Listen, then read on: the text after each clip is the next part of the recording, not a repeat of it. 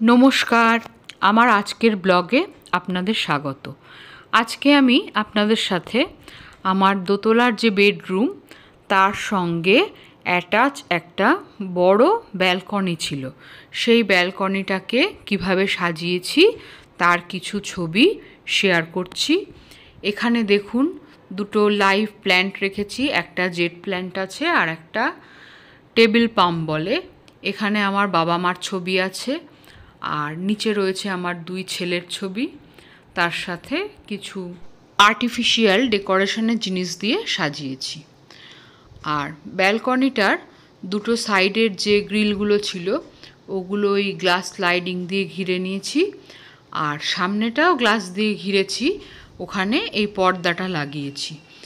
আর আমার এই সাইডের যে গ্লাসগুলো আছে এইগুলো প্রিন্টেড গ্লাস, কিন্তু সামনে যে গ্লাসটা লাগিয়েছি ওটা আমাকে সবাই প্রিন্টেড গ্লাসটা লাগাতে বারণ করলো, কারণ এই গ্লাসগুলোর থিকনেসটা খুব কম হয়। সামনের এরিয়াটা যেহেতু খুব বড়, গ্লাসটাও বড় সাইজের লাগাতে হয়েছে, তাই জন্যে অত পাতলা থিকনেসের গ্লাস দিলে হয়তো অসুবিধে হতো বা পরে ভেঙে যাওয়ার চান্স ছিল, তাই জন্যে ওটাকে আমরা এমনি ট্রান্সপারেন্ট গ্লাস লাগিয়েছি। এই যে এখান দিয়ে বেরিয়ে এখন আমার সামনের ব্যালকনি, এর ছবি আপনারা এর আগে দেখেছেন অনেকবার, তাও আবার আপনাদের সাথে একবার শেয়ার করছি। এখানে আমার যে গাছগুলো আছে ব্যালকনিতে রাখি, ইনডোর প্ল্যান্ট।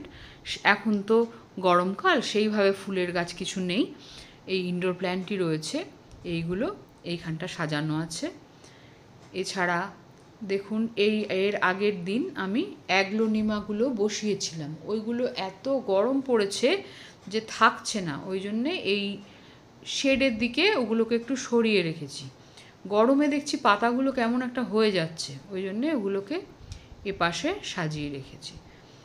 আর এই পর্দাগুলো এখানে আমি একটু ট্রান্সপারেন্ট পর্দা দিয়েছি, আর দুই সাইডে কটনের যেমনি নর্মাল পর্দা তাই দিয়েছি। আর এই দেখুন বাইরে একটা এরকম লাইট লাগিয়েছি।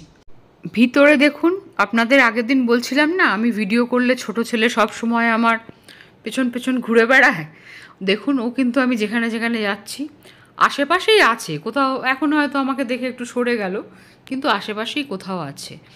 এইবার দেখুন এইখানে আমি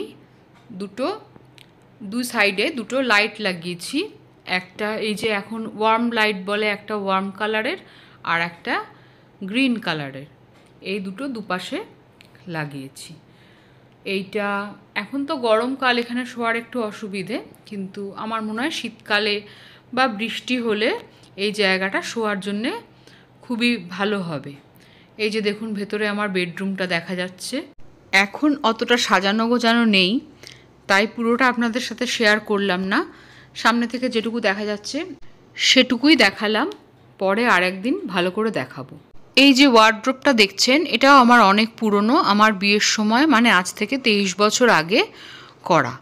এরপরে যে দরজাটা দেখছেন আমার ব্যালকনিতে যাওয়ার, এটাও আজ থেকে 12 বছর আগে আমরা ডিজাইন দিয়ে করিয়েছি। এই হচ্ছে আমার ব্যালকনিটা নতুনভাবে সাজানো, সবটাই আপনাদের সাথে শেয়ার করলাম। ভালো লাগলে একটা লাইক করে দেবেন। আর আজকে আমি আপনাদের সঙ্গে একটা রবীন্দ্রসঙ্গীতের কয়েকটা লাইন গেয়েছি, সেই গানটা শেয়ার করছি।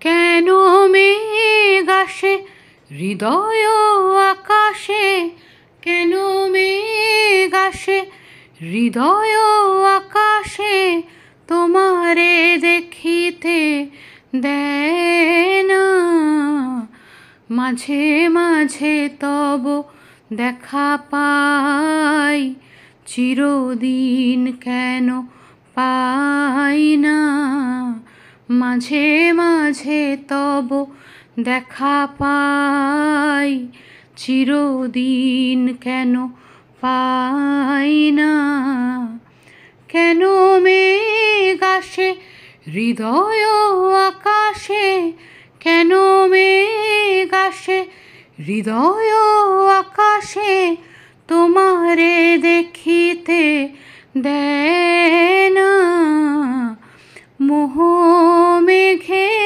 তোমারে অন্ধ করে রাখে, তোমারে দেখিতে দেয় না, মাঝে মাঝে তব দেখা পাই, চিরদিন কেন পাই না।